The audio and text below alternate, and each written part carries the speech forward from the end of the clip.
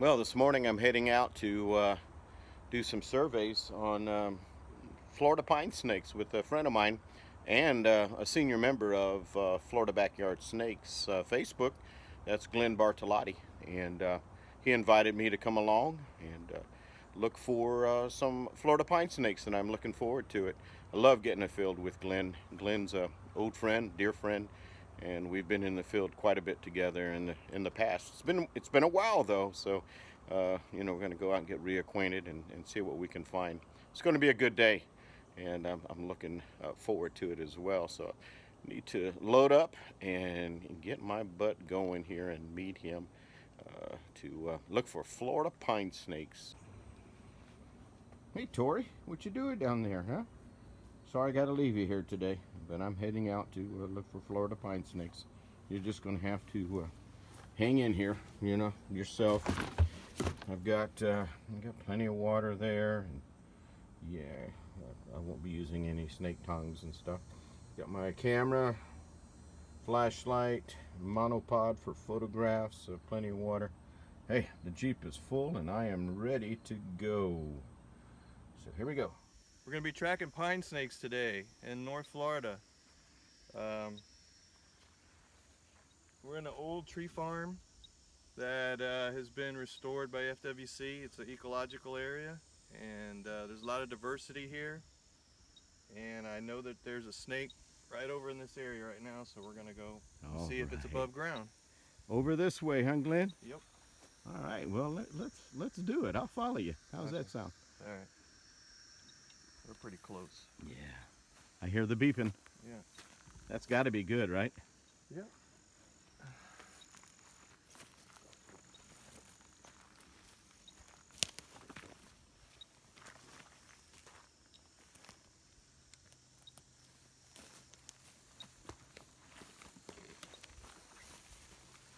They typically burn in here too. Well, that's good. They keep it up pretty well.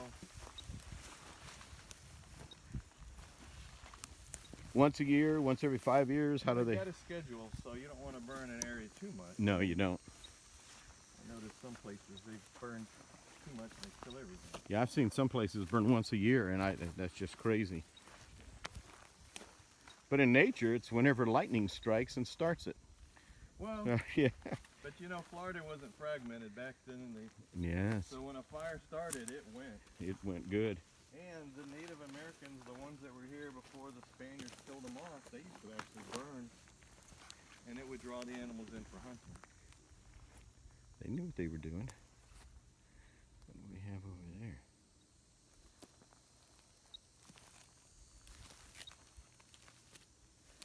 As you can see, Glenn is an expert. Gotten better at it. He has. Now this is a learning experience for me as well, because all the years I just trucked through the woods and, got lucky once in a while. We're very close to it. Yeah. Now I see could be a burrow up here. Is there a healthy pocket gopher There's population out here? I don't think they're as prevalent as in other places. But there's a lot of Florida mouse here. Yeah. There's a lot of cotton rats. And we've tracked them on top of a turkey nest, eating the turkey eggs. Yeah.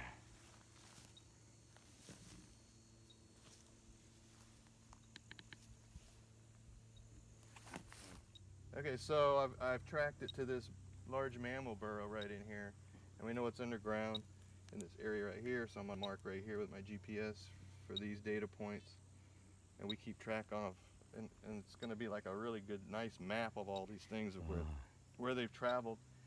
And they do have a home range, and they seem to go back and forth in their home range, and sometimes they use the same burrows over and over. Very good. There we go. 918. And this is snake 232. Oh, what time? Do you know what time it is? Oh gosh, no. I'd have to turn this off to get it. This time. Both times I forget my watch. Yeah, I can do that. Look real quick. Actually, I can tell you about. Here it is.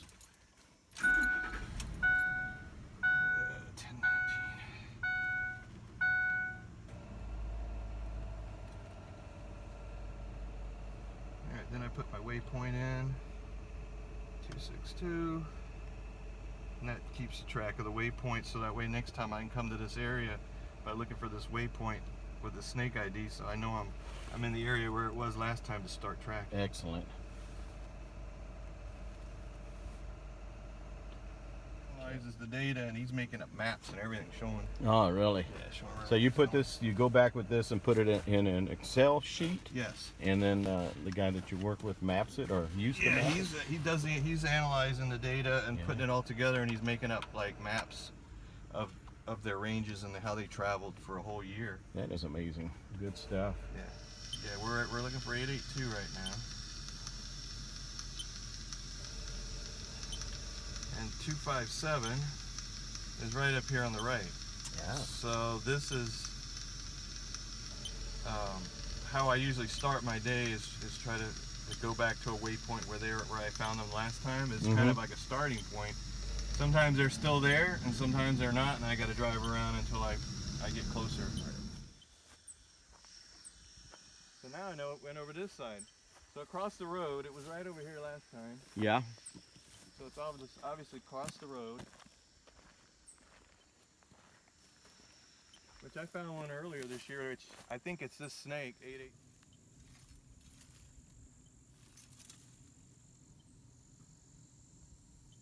Yeah, the other burrow is right down here next to this big clump of cacti. I'll tell you one thing, I have a cacti stuck in the back of my leg right now. And I'm gonna fun. They jump out and grab you. I'm gonna have to remove it, Glenn. Yeah. Because it feels really good. Okay. I have to go through thicker than this. You'll see.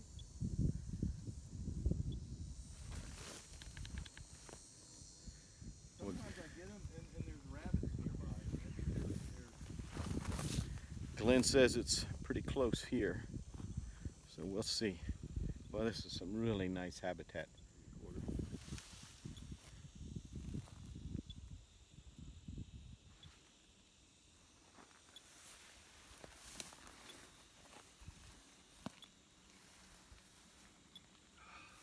Down in here somewhere. This looks like the spot, huh? Well, sounds like it's intensifying. Well, I think there's a burrow here, or mammal burrow, but see, it should be. There's look a hole right over there. It looks like. It probably crawled and went into that hole. That look like a hole to you? Yeah. That's where it probably went. Well, the little jerk. You missed it.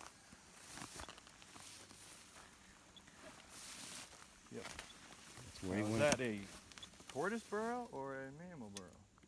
Yeah. Hard to say, isn't it? Yeah, see, look, the signal's strong right inside the hole. Huh? Ah. Yeah. Any track or anything like that? You usually don't see tracks. Yeah. It's, everybody looks for tracks, so they come across the top of the burrow, or they come around the sides. So you never see the slides. Ah. They come like over the top, Yep. or they come around the side. So you don't see it. I can understand that. Yeah, I mean, that makes good sense. Yeah, you never hardly see a Ouch.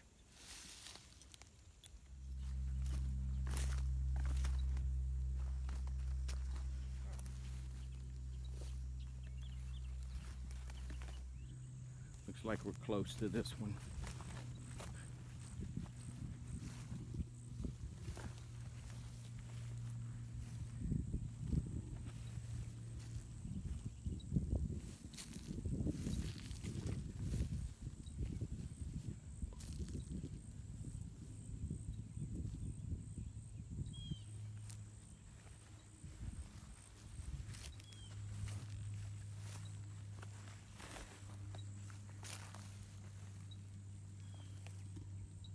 here somewhere. It's good habitat. Nice spot to be. Could be crawling too.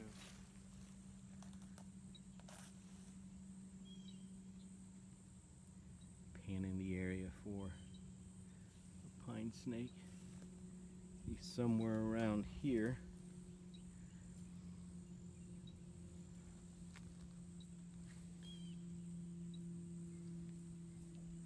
This is so much fun. Radio tracked, and here's one just tracked to this spot. It's a rather large one, actually. And I am removing some video here that I don't. There we go. Yeah, just walk over to it. Here we go. It's really not going to move. We have a I've pine noticed snake they down do here. not want to move. They don't have to. You can get right up to it, probably. Can you all see that? It's right there. Look at that beauty. That is one gorgeous snake. It's right in the middle of the frame. So if you were walking out here by yourself, you would even have Never. any clue it was there. Nor Never would you see it. tend to want to even look where it's at right here. And this one here is a very light colored one in comparison to what I see in other parts of the state. Yeah. Here, there you go, right in there. So what I'm going to do now, Gorgeous pine snake. And let's see where the tail goes. Oh, it's way back here.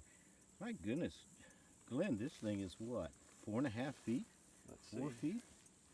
So keep rolling there. Yes, I'm gonna unzoom. Here we go. This is how neat these snakes really are. Look at the size of that one. That is a beauty. Wow.